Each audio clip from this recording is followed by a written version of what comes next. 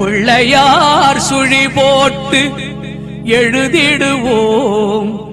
எந்த பிழைகளும் இல்லாமல் உயர்ந்திடுவோம்.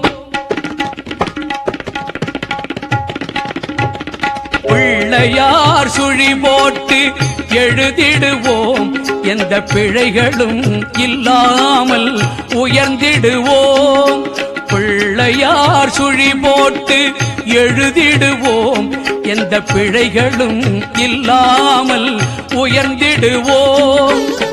அல்லல் போம் வல்வினை போம் தொல்வினை போம். அல்லல் போம் வல்வினை போம் தொல்வினை போம்.